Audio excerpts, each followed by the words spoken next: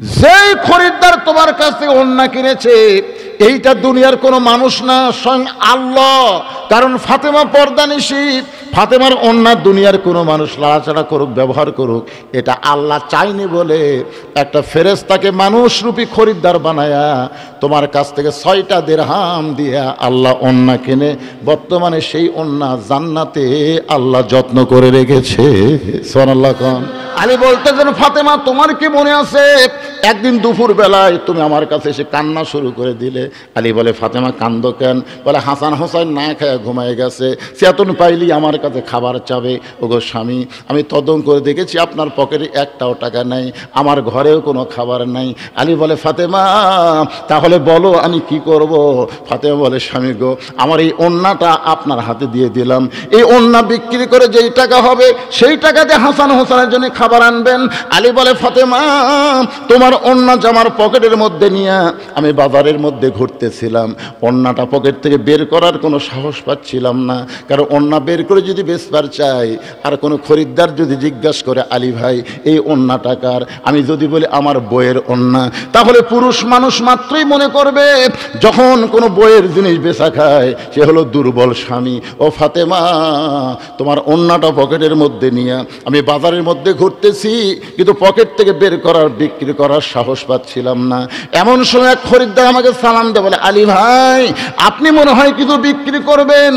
আলী চমকে গিয়ে বলে, ফাতেমা রে, তোমার ওড়না আমার পকেটে আছে, আমিও জানি আল্লাহ ছাড়া আমি আর আল্লাহ ছাড়া কেউ জানে না, কিন্তু কেউ যখন বলতেছে আপনি মনে হয় কিছু বিক্রি করবেন, আমি পকেট থেকে তোমার ওড়না বের করলাম, দেখে লোকটা একটা ব্যাগ আমার সামনে মেলে ধরলো, ওই ব্যাগের মধ্যে তোমার ওড়না দিলাম, একটাবারও খরিদ্দার তোমার ওড়নার দিকে তাকাইলো না।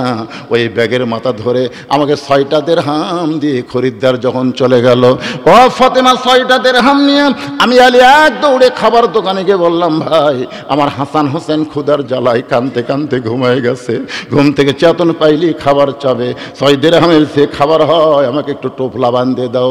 দোকানদার 6 দিরহামের খাবার টোপলা করে যখন আমাকে দিবে, আমি 6টা দিরহাম দিয়ে যখন খাবার টোপলা নিব, এমন সময় এক ফকির এসে আমার কাছে কান্দের, বলে, আলী রে আজকে 3 দিন হলে আমাদের বাড়িতে কোনো খাবার নাই, যদি পারো আল্লাহর হস্তে আমাকে সাহায্য করো।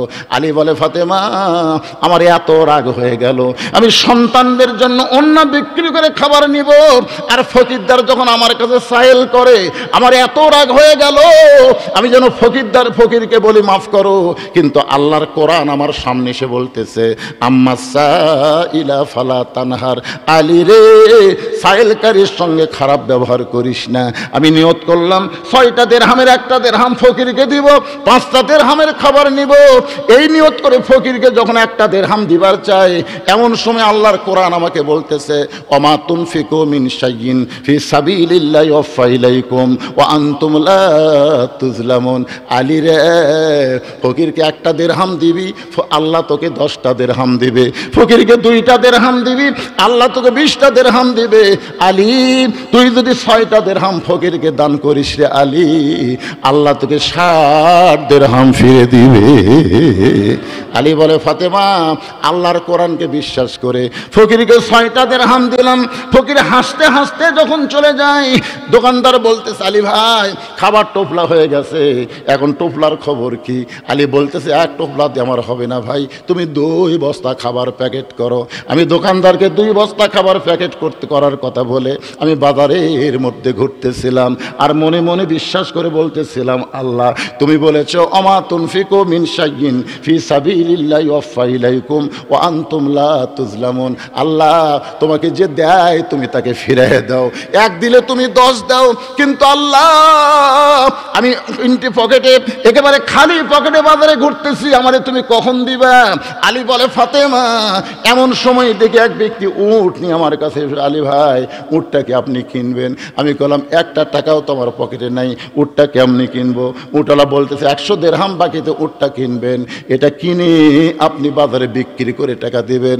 আলী বলে, ফাতেমার জীবনে এত বড় সুযোগ, 100 দিরহামে বাকিতে উটটা কিনে যেই মাত্র উটের দোকানে বাজারে গেলাম, চারিদিক থেকে মানুষ আমাকে ছাকে ধরে বলতেছে, এত বড় আলেম হইয়া এই উটের ব্যবসা কবে শুরু করলেন?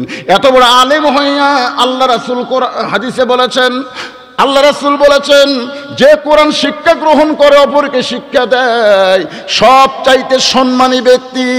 খায়রুকুম মান তাআল্লামাল কুরআনা ওয়া আল্লামা। আর আপনি হলেন পৃথিবীর সবচাইতে বড় আলেম। আপনি কোরআনের শিক্ষা দেওয়া ছাড়া, আল্লাহর রাস্তায় দাওয়াত দেওয়া ছাড়া এই উট বেচা ব্যবসা কবে থেকে শুরু করলেন? আলী বলে, ফাতেমা, মানুষ যখন আমাকে তিরস্কার করা শুরু করলো, এমন সময় এক খরিদ্দার বলতেছে, আলী ভাই, হাট বাজারে ভালো মানুষ বেশিক্ষণ থাকা চলবে না, এই উটটা কত দিয়ে বিক্রি করবেন? আমি বললাম, ভাই, যে বিপদের মধ্যে পড়ছি ভাই, তোর যা মনে হয় তাই দিয়ে তুই কিনালে। খরিদ্দার বলতেছে, আলী ভাই, 160 দিরহাম দিয়ে কিনতে চাই।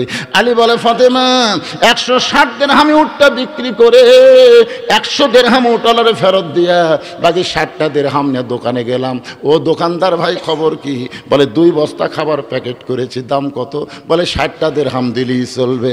আলী বলে, ফাতেমা, এই 60টা দিরহাম দিয়ে 2 বস্তা খাবার 2 কান্দে করে আমি বাড়ির দরজায়, তোমার কি মনে আছে, আমাকে দেখা মাত্রই তুমি দরজা বন্ধ করে দিলে। দেখা মাত্রই দরজা বন্ধ। আলী বলে, ফাতেমা, বড় ক্লান্ত হয়ে আইছি, তাড়াতাড়ি দরজা খোলো। ফাতেমা বলতেছে, ওগো স্বামী, অন্যা বিক্রি করে টাকা দিয়া বড় জোর 1 টোপলা খাবার হবে, আপনি 2 বস্তা খাবার কোথায় পাইলেন? যতক্ষণ না বলবেন ততক্ষণ দরজা খুলবো না। আপনি 10,000 টাকার চাকরি করেন, 20,000 টাকার বাসা ভাড়া নেন, টাকা কোথায় পান? স্ত্রী হিসাবে জানার অধিকার আছে না নাই? দরকার আছে না নাই? আজকে প্রত্যেকটা স্ত্রী যদি মনে করত না খাইয়া মরে যাব কিন্তু হারাম খাবো না, বাংলাদেশের একটা স্বামীও দুর্নীতি করতো না। জোরে কোন ঠিক কি না? ওড়না বিক্রি করে টাকা দিয়া বড়জোর 1 টোপলা খাবার হবে, আপনি 2 বস্তা খাবার কোথায় পাইলেন?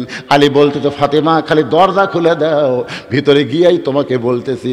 ফাতেমা বলতেছে, আগে বলেন তারপরে দরজা খুলবো, দরকার হলে আমার হাসান হোসেন না খায়া মরবে, কিন্তু আপনার ওই 2 বস্তা আমারও দরকার লাগবে না। আলী বলতেছে, ফাতেমা, একটাবার দরজা খোলো। ফাতেমা বলতেছে, আগে বলেন তারপরে খুলবো। আল্লাহর কোরআন বলে, আলী রে, বইয়ের কাছে ছোট হোস না, আর রিজালু কাওয়ামুনা আলান নিসা। আলী বলতেছে, ও ফাতেমা, তুমি যখন দরজা খুললা না, তখন 2 বস্তা খাবার নিয়ে রাগ করে নবীর কাছে আসলাম। নবী তখন বসেছিলেন। বসা নবী উঠে এসে আমাকে বললেন, আলী, দে দে, তুই বড় ক্লান্ত হয়ে গেছিস, তোর কাঁধের বস্তা আমি নামায় দেই। আল্লাহর নবী 2 বস্তা আমার কাঁধ থেকে নামায় নিয়ে আমার কপালে একটা চুমা খাইলেন।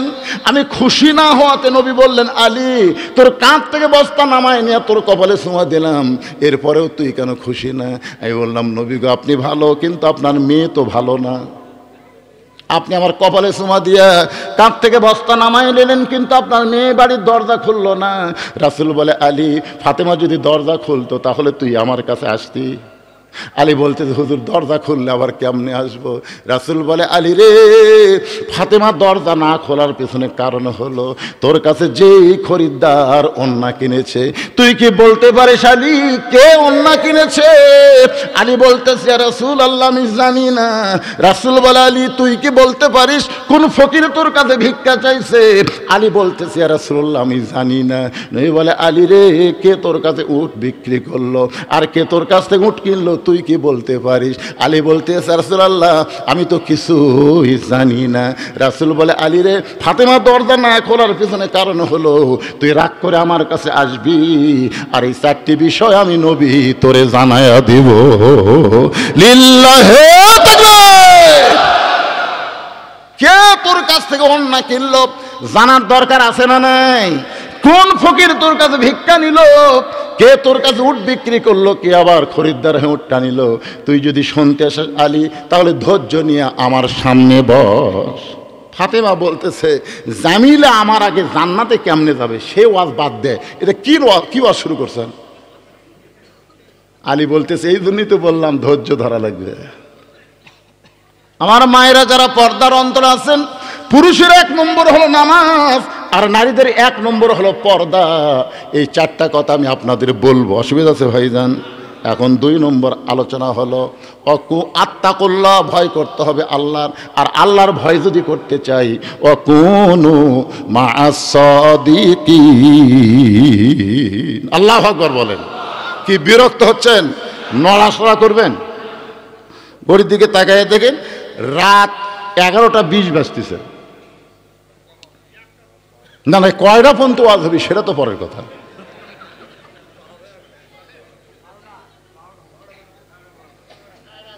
আপনারা বসে আছেন, আপনাকে নিয়ে আমার কোনো টেনশন নেই, কিন্তু খারাপ হওয়া লোকগুলো চিন্তা করি কি দৌড়ি মারে নাকি। এখন আসেন, এটা খুব মারাত্মক কথা ভাই জান। এই যে দুটা পয়েন্ট, আত্মা করল, ভয় করতে হবে কার? আরো জোরে, জোরসে বলুন। কিছুক্ষণ আগে আসরের নামাজ পড়ছে, কিছুক্ষণ আগে নামাজ পড়া জমির ধান দেখবার গেছে, যা দেখে ওপর জমির পানি, নিচে জমির পানি নেই, নিচে জমিটা হর, যাই নামাজ পড়া দেখবার গেছে তাই জমির কি নাই? পানি নেই। চিন্তা করতেছে ওপরে এত পানি, আমারটার পানি নাই। এভাবে চারিদিকে তাকায় দেখে কেউ নেই, আস্তে করে বসে হাত দিয়ে আল কাটে দিয়েছে, ওই পানি দিয়ে হাত ধোছে, ধুয়ে আবার দাঁড়ায় চারিদিকে তাকায় বলতেছে আলহামদুলিল্লাহ কেউ দেখেনি। আপনারা বলেন তো লোকটা ইমান আছে? আত্তাকুল্লার এক নম্বর ব্যাখ্যা হলো কেউ না দেখলো আল্লাহ দেখতেছে, এই ভয় তার কলিজার মধ্যে থাকবে। আমাদের বাংলাদেশের মুসলমানের এই ভয়টা কলিজার মধ্যে রাখতে গেলে অকুনু মা'আস সাদিকিন, সত্যবাদীর সাথে হওয়া লাগবে। এখন সত্য, এই কোনো দিকে তাকান না, এদিকে তাকায় ওয়াজগুলো শোনেন। এই চারটা বলবো তো, কোন খরিদ্দার অন্য কিনলো শুনবেন না? বলবো তো, কিন্তু সেটা বলার আগে আয়াতটা কমপ্লিট করা রাখবে না। কোন মা সাদিকিন, সত্যবাদীর দল করো, সত্যবাদীর সাথী হও।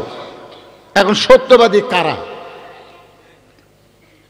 একজন আমাকে বলতে, হুজুর বাংলাদেশে বহু ইসলামী দল, হুজুর একটা করলেই হলো তো, এত ইসলামী দল, আপনি বলেন তো কোনটা কর্ম? তখন আমি বলতে যে ভাই, কোনো দলের নাম নিলে তুমি আবার মনে করবে আমি ওই দলের ক্যানভাসার, দরকার নেই, কোনো দলের নাম নিচ্ছি না। তোমাকে একটা বুদ্ধি দেই, তুমি দেখো তো বর্তমানে যতগুলো ইসলামী দল আছে, সব দলের ভিতরে কোন দল হাসিনার সময় বেশি নির্যাতন, বেশি কষ্ট, বেশি জেল জুলুমের মধ্যে রাখছিল, সেই দলের নাম কি? আমি নাম বলতেছি না। তখন একজন বলতে, হুজুর চরমনার পীর সাহেব হাসিনার বিরুদ্ধে এত কথা বলে, কিন্তু ধরে না কেন? তখন আমি বললাম, পাগলা, লাঠি যদি দাদার কলত চড়ে, দাদার দাড়ি ধরে টানে, লাঠি কলত চড়িস আবার দাড়ি ধরে।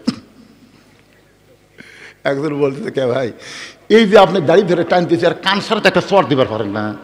তখন বলতেছে, না রে আমার লাঠি হয় ভাই রে। ইসলামের দলের মধ্যে যারা লাঠি, তাদেরকে বাতিল কিছুই বলবি না। আমি নাম বললাম না, পরে আপনারা চিন্তা করবেন অকুন মা সাদিকিন, কোন দলের সাথে থাকা লাগবে। নাম ধরবেন কেন? আদা কথা আদম বোঝে, সারাত কইলেও গাধা বোঝে। যেরকম সারাত কইলেও গাধা বোঝে নাকি?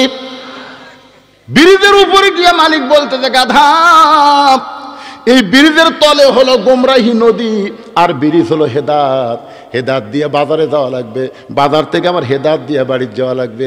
ব্রিজ হলো হেদাত আর নদী হলো গোমরাহি। মালিক গাধাকে বুঝাচ্ছে, গাধা খান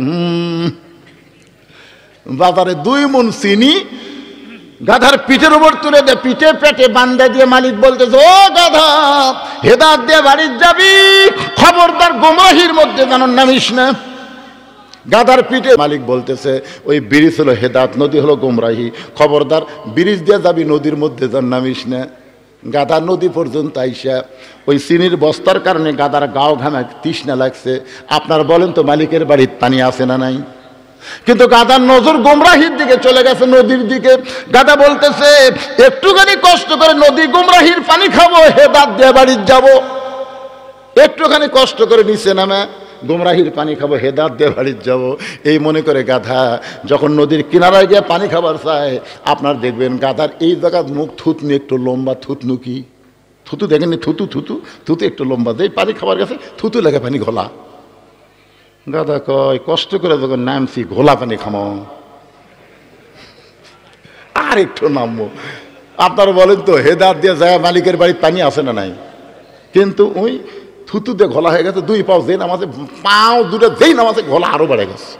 গাধা কয়, 2 পাও যখন নামাছি আমি টলটলাই খামো, ঘোলা খামো না। এই 2 পাও তুলে 4 পাও তখন নামাজে ভাই পানির ঘোলার এরিয়া বেড়ে গেছে, ওই তো সামনে পরিষ্কার দেখা যায়। ওর পিঠের উপর যে কি আছে ওইটার দিকে খেয়াল না করে ওই সামনে যাতে যাতে এখানে পরিষ্কার পানিও খাচ্ছে, পিঠ ছাড়া দেয় ওজন কমা যায়, পিঠ ছাড়া দেয় ওজন কমা দেয়। তখন গাদা কয় কে রে, এতদিন মালিক আমাকে ভুল বুঝেছে রে, মালিক আমাকে ভুল বুঝেছে। হেদায়েতের মধ্যে কষ্ট রে, গোমরাহির মধ্যে কোনো কষ্ট নাই। মানে যতই নিচে যায় চিনি গোলা গোলা ওজন কমা যায়। গাদা কয় আবার কষ্ট করে হেদায়েত তোতম মারমো সাঁতার। একেবারে সাঁতার মারছে, নদী পার হয়ে গেছে, বস্তা আছে চিনি নাই, বস্তা আছে কি নাই। গাধা বাড়িতে গেছে, মালিক যায় দেখে আরে গাধার বস্তা আছে চিনি নাই। এত ওয়াজ করলাম গাধা বুঝাবার পারলাম না। পরের দিন আবার যাওয়ার সময় বলতেছে এই গাধা, এই ব্রিজ হলো হেদায়েত, নদী হলো গোমরাহি, খবরদার নদীর মধ্যে নামবি না, ব্রিজ দিয়ে যাবি, বাড়িতে সব খাবার পাবি। গাধা খালি মনে মনে কয় তুই যতই ওয়াজ কর, কার মধ্যে শান্তি আমার জানা আছে। মালিক কিন্তু গাদার মনের খবর জানে। 2 মণ তুলে পিঠের ওপর বস্তা করে দিছে, 2 মণ তুলে, জোরে কোন কয় মণ,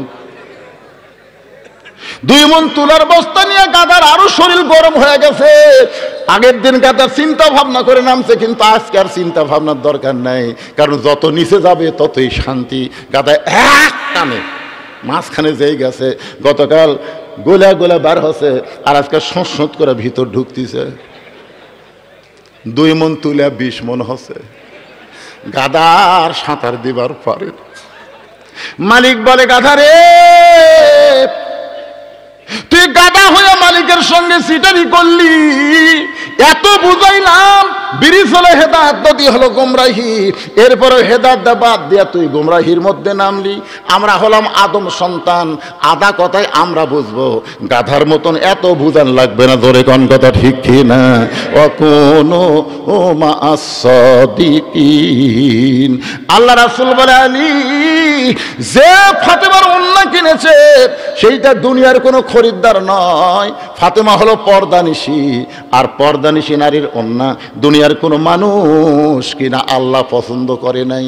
এই কারণে আল্লাহ নিজে খরিদ্দার হইয়া, নিজে স্বয়ং খরিদ্দার হইয়া একটা ফেরেশতাকে মানুষ বানায়া তোমার কাছে ফাতেমার ওন্না 6 দিরহামে কিনে, ওই ওন্নাটা রাসূল বলতেছে বর্তমানে আল্লাহ জান্নাতের মধ্যে যত্ন করে রাইখা দিয়েছে। আচ্ছা ঠিক আছে, আপনার ব্যাগ পাঠান, ব্যাগ দিয়ে দেন, আমার ওয়াজও চলবি, ব্যাগও চলবি। আপনারা কি বুঝতে পারতেছেন? একবার ব্যাগ দিছে, তখন এই সামনে কয়টা লোক আসছিল, পিছনের লোকগুলো হচ্ছিল না, এরাও এত আসছিল না। এই মাদ্রাসার উন্নয়ন করে একজনও তো উঠা বসা করেন না, প্যারালাইসিস কিন্তু রোগ হবে। হ্যাঁ, আপনারা কি মনে করতেছেন যে আলী 1 টাকা দিয়ে কয়টা পাবে? 1 টাকা দিয়ে কয়টা পাবে? 10টা। 1 দিরহাম দিলে কয় দিরহাম? আল্লাহর কোরআনকে বিশ্বাস করার কারণে পাইছে কি পাইনি? যেরকম পাইছে কি? কথা বলেন। 6 দিরহাম দিয়ে 60 দিরহামে 2 বস্তা খাবার নিয়ে যাচ্ছে, তার মানে কি?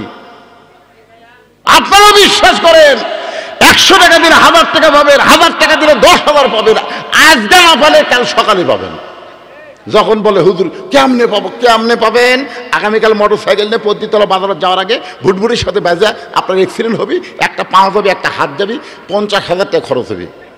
কিন্তু আজকে যদি আপনি 1000 টাকা দান করেন, ওই আগামীকালের বিপদ থেকে আল্লাহ পাক আপনাকে বাঁচাবে। আপনি জানেন আগামী মাসে আপনার 17 বছরের বুলবুলি মেয়েটা একটা ভ্যানালার সাথে প্রেম করে বাড়ি হয়ে যাবে, আপনি জানেন? জানেন না তো। আজকে আপনি 1000 টাকা দিবেন, ওই প্রেম আপনার মেয়ে ভুলে যাবে।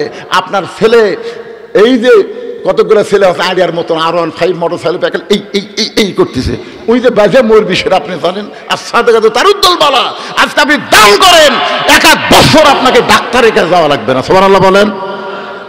এই জন্য বিশ্বাস করবেন, আল্লাহর কোরআনকে বিশ্বাস করার দরকার আছে না নাই? আম্মা সাইলা ফালা তানহার, আলী তো বলতে পারে আমার বাড়ি খাঁচান হোসা না খায় কান দিচ্ছে, শুয়ে আছে, আমি ফকির দেবো না রে। কিন্তু আল্লাহর কোরআনকে বিশ্বাস করে একে একে 6টা দিরহাম দিয়ে দিলেন। সে আল্লাহর কোরআনকে বিশ্বাস করে কোরআনের মাহফিলে, কোরআনের মাদ্রাসার জন্য আমি 100 জন আল্লাহর বান্দা চাই। এই মাদ্রাসায় একটা করে কোরআন শরীফ দেবেন। যাদের বাপ মা কবরে গেছে, এই কোরআন দেওয়ার কারণে আল্লাহ বাপ মার কবরকে জান্নাতের বাগান বানায় দিবে। 100 জন আল্লাহর বান্দার কাছে 100টা কোরআন শরীফ, এক কোরআন শরীফ মাত্র 500 টাকা। আপনি 500 টাকা দিবেন, নবীর মাদ্রাসায় একটা কোরআন শরীফ দেওয়ার সওয়াব আল্লাহ আপনার আমল নামায় দিবে। সবচাইতে বড় দান নবীর মাদ্রাসায় একটা কোরআন। এই কোরআন শরীফের উপর কোনো দান নাই। আপনাদের মধ্যে কারো 500 টাকা নাই? বিশ্বাস করেন ভাই, বিশ্বাসে মিলাই বস্তু, তর্কে বহুদূর। আপনি বিশ্বাস করেন, ডাক্তারের কাছে যাওয়া লাগবে না। বিশ্বাস করেন, আপনার উপর আসমানি কোনো গজব, জমির কোনো গজব আসবে না। 500 টাকা দেন, সবচাইতে বড় দান নবীর মাদ্রাসায় একটা কোরআন। এতগুলো মানুষের মধ্যে কোন আল্লাহর পাগল দৌড়ে এসে 500 টাকা দেবেন? ওর দেখা দেখি যত লোক দান করবে, প্রত্যেক লোক দানের একটা সওয়াবের অংশ আল্লাহর আমল নামায় দিবে। কারণ প্রথম যে দেয় তার ইমানের পরীক্ষায় সে গোল্ডেন এ প্লাস পায়। একজন উঠছে দেখেন, যেই খরিদ্দার তোমার কাছ থেকে ওড়না কিনেছে এইটা দুনিয়ার কোনো মানুষ না, স্বয়ং আল্লাহ।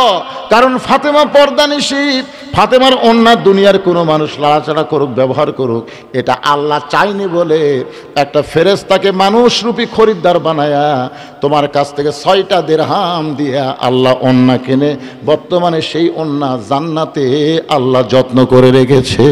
সুবহানাল্লাহ খান। আলিফ, যেই ফকির তোমার কাছে ভিক্ষা চাইছে এইটা দুনিয়ার কোনো মানুষ না। ওই যে ফেরেশতা ওড়না দিয়া যখন আল্লাহর কাছে দেয়, আল্লাহ যখন ফাতেমার ওড়না জান্নাতে রাখে, তখন আল্লাহ বলে, ফেরেশতা তোর কাজ কিন্তু শেষ হয় নাই। ফেরেশতা বলে, আল্লাহ আবার কি কাজ দিবেন? আল্লাহ বলে, মানবরূপী হইয়া ফকির হইয়া আলীর কাছে যা। আলী হাসান হোসেনের জন্য খাবার কিনতেছে, আমি আল্লাহ হাসান হোসেনের খাবার কিনা আর ভিক্ষা দেওয়া, এই দুইটার মধ্যে লিয়াবলুয়াকুম আইয়ুকুম আহসানু আমালা, আমি আল্লাহ পরীক্ষা করব আল্লাহ আলী কোরআনকে বেশি ভালোবাসে না হাসান হোসেনকে বেশি ভালোবাসে। আজকে পরীক্ষা হবে আলীর জন্যে, কোন আমল আলীর কাছে পছন্দ হয়। আল্লাহর নবী বলেন, আলী রে, ওই ফেরেশতাকে আল্লাহ ফকির বানায় তোমার কাছে পাঠিয়ে দিল। তুমি আল্লাহর কোরআনকে বিশ্বাস করে হাসান হোসেনের মুখের দিকে না তাকাইয়া ফকিরকে 6টা দিরহাম দান করার সঙ্গে সঙ্গে ওই ফেরেশতা কাঁদতে কাঁদতে যখন আল্লাহর কাছে 6টা দিরহাম জমা দেয়, আল্লাহ বলে, ফেরেশতা কান্দিস কেন? বলে, আল্লাহ আপনার মক্কর বোঝা বড় দায়। আপনি 6টা দিরহাম দিয়ে ওড়না কিনলেন আর সেই 6টা দিরহাম আবার ফেরত আনলেন। আল্লাহ বলে, ফেরেশতা আলী বিশ্বাস করেছে একটা দিরহাম দিলে 10টা দিরহাম পাবে। যারে ফেরেশতা যা, যে উটের পিঠে চড়ে ফাতেমা জান্নাতে যাবে, সেই উটটা আলীর কাছে 100 দিরহাম বাকিতে বিক্রি কর। আলী বলে, ফাতেমা ওই উটটা 100 দিরহামে ওই উটল আমার কাছে বিক্রি করে। নবী বলেছে, আল্লাহ নবী বলেন, আলী রে, তুমি যখন 100 দিরহামে বাকিটা উটটা কিনে বাজারের মধ্যে বিক্রি করবার গেছো, চারিদিক থেকে মানুষ যখন তোমাকে নিয়ে তিরস্কার করতেছে, এত বড় আলেম হইয়া উটের বাজারে কেন ঘুরতেছে? ও আলী, তখন ওই ফেরেশতাকে আমি আল্লাহ খরিদ্দার বানায়া তোমাকে 100 দিরহাম 160 দিরহাম দিয়া উটটা কেনার পরে ওই 100 দিরহাম উট আল্লাহরে দেয়া আর 60টা দিরহাম দিয়ে তুমি 2 বস্তা খাবার কিনলে। ফাতেমা বলে, স্বামী গো, আমার আগে কাঠুরের বউ জামিলা কেমনে জান্নাতে যাবে? এইটা না বলে আপনি কি ওয়াজ করেন? এই দানের ওয়াজ তো আমি শুনবার চাই না। আমি শুনবার চাই কাঠুরের বউ জামিলা আমার আগে জান্নাতে কেমনে যাবে, তার আমলটা কি? আলী বলতেছেন, ফাতেমা তাহলে শোনো, তুমি জান্নাতি নারীদের নেত্রী হওয়ার কারণে আল্লাহ তোমাকে হেঁটে হেঁটে জান্নাতে নিবে না, উটের পিঠে করে আল্লাহ তোমাকে জান্নাতে নিবে। কারণ তুমি হইলা সাইয়্যিদাতুন নিসাই আহলেল জান্নাহ, জান্নাতি নারীদের তুমি সর্দারিনী হওয়ার কারণে আল্লাহ তোমাকে উটের পিঠে করে জান্নাতে নিবে। উটটা চলতে চলতে ওই তো জান্নাতের দরজা দেখা যায়, আর মাত্র 100 ধাপ গেলেই জান্নাত পাওয়া যাবে। কিন্তু ওখানে উটটা ব্রেক করবে, ফেরেশতারা বলবে, আল্লাহ ফাতেমা যেই উটের পিঠে চড়ে জান্নাতে রওনা দিল, সেই উটটাতে ব্রেক করলে এখন করব কি? আল্লাহ বলে, ফেরেশতা উটটা যদি সহজে যাবার না চাই, উটটাকে টেনে টেনে জান্নাতে নিয়ে যাওয়া লাগবে। ফেরেশতা বলে, আল্লাহ উটের কি ধরে টানবে? উটের তো টানার মতন কিছুই নাই। আল্লাহ বলে, ফেরেশতা তাহলে শোনো, 6টা দিরহাম দিয়ে ফাতেমার ওড়না কিনে আমি জান্নাতের মধ্যে যত্ন করে রাইখা দিয়েছি, ওই ওড়নাটা নিয়ে আসা উটের গলায় বেঁধে দাও। আলী বলতেছেন, ফাতেমা তোমার ব্যবহৃত ওড়নাটা উটের গলায় বেঁধে দেওয়ার পরে এক না এক মুড়া যখন নিচে ঝুলতে থাকবে, তখন ফেরেশতারা বলবে আল্লাহ এখন উটটাকে কে টেনে টেনে জান্নাতে নিয়ে যাবে? ফেরেশতারা বলবে আল্লাহ কে টেনে জান্নাতে নিয়ে যাবে? এমন সময় আল্লাহ বলবেন জামিলা রে, কাঠুরার বিবি জামিলা, তোমার স্বামী সব সময় দোয়া করত, যখনই দুইটা হাত তুলতো তখনই বলতো আল্লাহ আমার যে বউটা আমার হুকুম ছাড়া ফাতেমার জন্য দরজা খোলে না, আমার সেই বউটাকে তুমি সবার আগে জান্নাত দিও। আমার যে বউটা আমার হুকুম ছাড়া ফাতেমার দরজা খোলে না, আমি গরিব কাঠুরিয়া দুনিয়ার জীবনে তাকে ভালো ঘরে রাখতে পারি নাই, ভালো কাপড় দিবার পারি নাই, ভালো খাবার দিবার পারি নাই, আমি একটা হতভাগ্য স্বামী। এমন স্বামী ভক্ত বউ পাওয়ার পরে আমি খুশি হয়ে তোমার কাছে কান্দি আল্লাহ আমার জামিলাকে তুমি সবার আগে জান্নাত দিও। আলী বলে ফাতেমা আমি কোনোদিন সবার আগে তুমি জান্নাত পাও এই দোয়া আমি স্বামী করি নাই, কিন্তু কাঠুরা করার কারণে আল্লাহ স্বামীর দোয়া বইয়ের জন্য কবুল করে। আল্লাহ দোয়া কবুল করছে, এখন কাঠুরার বউ জামিলাকে কেমনে সাইয়্যিদাতুন নিসার আগে জান্নাত দিবে, কেমনে দিবে? আল্লাহ হিকমত করে বলবে জামিলা আমার ফাতেমা জান্নাতে যাবে, উটটা যখন যাবার চায় না তুমি অন্যার নিচে ধরে উটটাকে টেনে টেনে জান্নাতে নিয়ে যাও। তুমি ফাতেমা মনে করবা আমি জান্নাতে যাচ্ছি, আমি জান্নাতে যাচ্ছি, কিন্তু আল্লাহর হিকমত হলো উটের পিঠ থেকে তোমার পা জান্নাতে পড়ার আগে ওই জামিলার পা জান্নাতে আগে যাবে।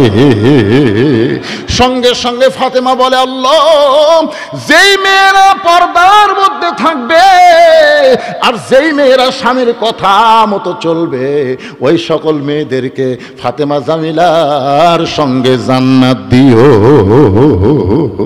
পুরুষের 1 নম্বর হলো নামাজ আর নারীদের 1 নম্বর হলো পর্দা।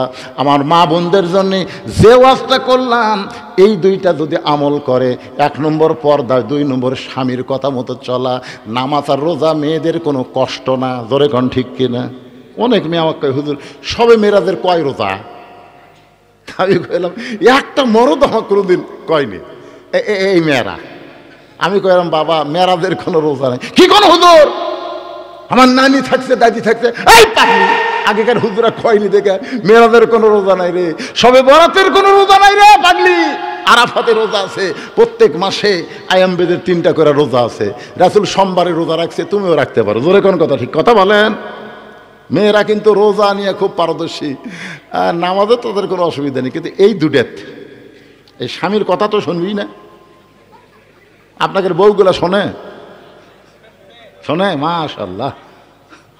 তবে প্রেমিকা প্রেমিকের যেরকম কথা শোনে বউ সেরকম স্বামীর কথা শোনে না। কে কয় শোনে? বিয়েই করেনি, তাই করছে শোনে শোনে, ওই বিয়েই করেনি। বিয়া করে বাবা মালটা কি তখন বুঝবি। আমি এত বড় হুজুর, তারপর আমি নিজের চোখে দেখছি আমার বাপক দিয়েছে বয়কা বিস্কুট, আমার শ্বশুর 5 তরকারির ভাত, নিজের চোখে দেখা। শ্বশুর সোমবারে আসবে, বউ শনিবার থেকে আবার কান গরম করে। আমার বাপ কিন্তু দেশি মুরগি খায়, পাঠাশি মাছ খায়, ট্যাংরা খায়, দই খায়, মিষ্টি খায়, সব কিনে দিছি। আমার বউ সকাল থেকে সন্ধ্যা পর্যন্ত পাক করে যখন শ্বশুরের সামনে দিছে, বাবা শ্বশুর খাচ্ছে না, জোর করে দিচ্ছে, আব্বা আর 1 টুকরা খান, আব্বা আর 1 টুকরা খান আব্বা। আমি দূর থেকে দেখি আর আনন্দ পাই। মেয়েরা আসলেই বাপকে ভালোবাসে, বাপ খাবারই চায় না। আমার শ্বশুর একসময় রাগ করে কি বললো জানেন? এই জন্যই তোর কাছে আসতে পারছেন, এই জন্যই এত খাওয়া দাওয়া। অথচ আমি নিজের চোখে দেখছি আমার বাবার সামনে 1 থালি বিস্কুট দিছে, বাবা বিস্কুট খায় আর এই লোক দেখারি। আমি দূর থেকে দেখলাম কে রে বিস্কুট খায়, দাঁত খিলাল করে, কারণ কি? আমি কাছে এসে সালাম দিলাম, আসসালামু আলাইকুম আব্বাকে। এই কি সালাম রে হুজুর, তুই ভালো বিস্কুট চোখে দেখিস না? যতবার তোর বাড়ি যাচ্ছি তোর বউ কি বিস্কুট দেয়, খালি দাঁতের মধ্যে বেঁচে যায়। আমি এক বিস্কুট লে চাপাই দেখি ভাই বিস্কুট ড্যাম হয়ে গেছে, ড্যাম। পিঁপড়া খায় না, আটশুলা ধরেনি, ওটা আমার বাপক দিস। আল্লাহর কোরআন আমার সামনে এসে বলতেছে আল্লাযী খলাকাল মাউতা ওয়াল হায়াতা লিয়াবলুয়াকুম আইয়ুকুম আহসানু আমালান ওয়া হুয়াল আজিজুল গফুর। মাওলানা আল্লাহ তোকে নেক আমলের পরীক্ষা করবি, এই সময় তোর কি আমল, তোর বাপক বয়কা বিছুট দিছে রে, দাঁতের সাথে বাজা গেছে, কি করবো হুজুর, জান্নাত যাব না। তখন আমার বিবেক বলল, যা হেকমত কর। হেকমত করার জন্য আমি ঘরের মধ্যে গিয়ে এটার নামই হেকমত। আর বউ দৌড়ে এসে কয়, তোমার হুঁশ নাই, তোমার শরম নাই, তোমার বাপ বিস্কুট খাচ্ছে। মনে মনে করছে আমার বাপ যে কি মাল খাচ্ছে সেটা থামছে। আমার এই কুকিলের মতন করার কারণ হলো তো বউ করলাম একটা হাসি দেয়া, এর নাম হলো হেকমত। ওই সময় রাগ চলবি, তাই বাপ বসে আছে বিস্কুট খাচ্ছে, রাগ চলবি না তো। বউ যেই ঘরের মধ্যে গেছে, খপ করে দরজা লাগাতে সিটকে তুলে দিছি। আব্বা কয়, কে রে হুজুর, আমি বসে থাকতে বউ তুলে সিটকে লাগিয়ে দিলি। আমি বললাম, বাবা আপনি একটু ধৈর্য ধরেন বাবা, আমাকে আমল করবার দেন তো, আমাকে সুন্দর আমল করবার দেন। আইয়ুকুম আহসানু আমালা, সুন্দর আমল। বাপ মনে মনে সিটকি লাগাতে তুই সুন্দর আমল করবো, বাপ কি বুঝার হচ্ছে তাই? আমি সিটকি লাগাতে এই জায়গাতে হাত দিন, কে রে ফকুন্নি, তুই কি মনে করছিস তুই যদি সকালে মরিস বিকালে বিয়ে করবো? কি মনে করছিস কালো হজিতে আমার দাম নাই? বাংলাদেশের অধিকাংশ মেয়ে মানুষ আমার ভক্তরে, তোকে সারা দিলে বইয়ের অভাব নাই, তুই মরে গেল বইয়ের অভাব নাই। কিন্তু যেই লোকটাকে তুই বয়কা বিস্কুট দিছিস, ওই লোকটা যদি মারা যায়, কিয়ামত পর্যন্ত কানলে আমি আর বাপ পাবো না রে। বউ পাওয়া যায় কিন্তু বাপ পাওয়া, এই কথা যেই কইছি বর খপ করে পাঁও ধরে বলতেছে, আজ থেকে তোমার বাপ আমার বাপ, তোমার বাপ আমার বাপ, জিকির করা শুরু করলো। আমি আস্তে করে ছাড়িয়ে দরজা খুলে দেখলাম আব্বা নাই। আব্বা থাকে কয়েক বছর পর আব্বা বলতে তো, বাজান তুই যে দরজা লাগে কি আমল করছো বাবা, আল্লাহ ভালো জানে, কিন্তু তোর বউ আমার মাও হয়ে গেছে রে, বউ মা এখন যাওয়ার পরে সবগুলো ভালো জিনিস আমার সামনে দে, তুই কি মন্ত্র পড়াছো বাবা? আমি আব্বা করলাম না যে কি আমল করছে রে, কথা দেবে। অধিকাংশ বাংলার প্রত্যেকটা ঘরে বউ নিজের বাপ মাকে পছন্দ করে, শ্বশুরের বাপ মাকে দেখতে পারে না। ধরে এখন কথা ঠিক না কেন? আর বাপের গ্রামের ফকির আসলে কয় আমার গ্রাম সম্পর্কে চাচা হয়, ফকির বলে আর চাচা। আর শ্বশুরের ভাই যদি ডাকে বৌমা, কয় আপনাকে তো আমি চিনি না। ও তুই শ্বশুরের ভাই চিনিস না, তুই ফকির চিনিস? এরকম মেয়ে মানুষ আছে না নাই? যেরকম আছে না নাই? আমার মা বোনদের জন্য তাই বললাম, মা যদি ভালো হয়, মায়ের পেট থেকে যে সন্তান আসবে এই সন্তান আল্লাহর ওলি হবে। আগামীতে আমরা ভালো মা বাংলার জমিনে চাই। সে ভালো মা হবার গেলে দুইটা আমল, একটা হলো পর্দা, আর একটা হলো স্বামীর কথা মতো চলা, নামাজ আর রোজা করবে, 8টা জান্নাতের দরজা আল্লাহ খুলে দিবে। যে কোনো দরজা দিয়ে মহিলা জান্নাতের মধ্যে প্রবেশ করবে। আর পুরুষ মানুষের 1 নম্বর হলো নামাজ। যার নামাজ আছে তার সবই আছে। আল্লাহ কোরআনে বলেছেন, ইন্নাস সালাতা তানহা আনিল ফাহশাই ওয়াল মুনকার। একমাত্র নামাজই পারে মানুষকে যাবতীয় ফাহিশা পাপাচার থেকে হেফাজত করতে। আপনার বলেন তো, বর্তমানে যুবকদের হাতে যে মোবাইল বর্তমানে আছে, এই মোবাইলের মধ্যে সব আছে না নাই? কথাখান আছে না নাই? যারা নামাজ পড়ে না, বেনামাজি, এরা রাত 10টার পরে দরজা জানলা বন্ধ করে মনে করবে বাপ মা ঘুমায় গেছে, এই সুযোগে দরজা বন্ধ করে আমি এখন অশ্লীল ভিডিও দেখবো। কেউ তো চেতন নেই, কেউ চেতন নেই। ওই কম্বলের মধ্যে মোবাইল চালু করে দেখতেছে, আর 2 কান্দে ফেরেশতা বলে, আল্লাহ কি বিপদের মধ্যে পড়লাম, আল্লাহ এই ল্যাবের মধ্যে যে কাম শুরু করছে এর কান্দত আমরা থাকবার চাচ্ছি না, আল্লাহ আল্লাহর কান্দত থাকবার চাই না, এই শয়তানের কান্দে থেকে আমরা কি লাগবো? আর ওই যুবক যদি 5 ওয়াক্ত নামাজ পড়ে, যুবক চিন্তা করবে দরজা জানলা বন্ধ করে কোনো লাভ নাই, কেউ না দেখলেও আমার আল্লাহ দেখতেছে। এই জন্য পুরুষ মানুষের নামাজ যদি থাকে ভাইজান, ওই পুরুষ খারাপ হওয়ার আর কোনো চান্স নাই। এই জন্য কোরআন দিয়ে যখন বাংলাদেশ চলবে, আল্লাহর দল কুনু মা'আস সাদিকিন, এই সত্যবাদীদের যদি আপনারা ভোট দেন, তাহলে ক্ষমতায় যাওয়ার পরে 1 নম্বর দায়িত্ব হলো নামাজ কায়েমের বিল পাস করা। নামাজ কায়েম যদি বিল পাস হয়ে যায়, তাহলে দেখবেন বাংলাদেশের সমস্ত যুবক নামাজ পড়বে, সমস্ত যুবক আল্লাহওয়ালা হয়ে যাবে। এই মুহূর্তে আমার সঙ্গে বলেন, পুরুষ মানুষের 1 নম্বর আমল বিল আরকান, ঈমান অনুযায়ী 1 নম্বর আমলের নাম কি? আর নারীদের 1 নম্বর আমলের নাম কি? মাশাআল্লাহ, এই 2টা আমল 2 দলকে দিয়ে দিলাম। আল্লাহ তাআলা আমাদের ফজরের নামাজ জামাতের সঙ্গে আদায় করার তৌফিক দান করুক। সকলে বলে আমিন।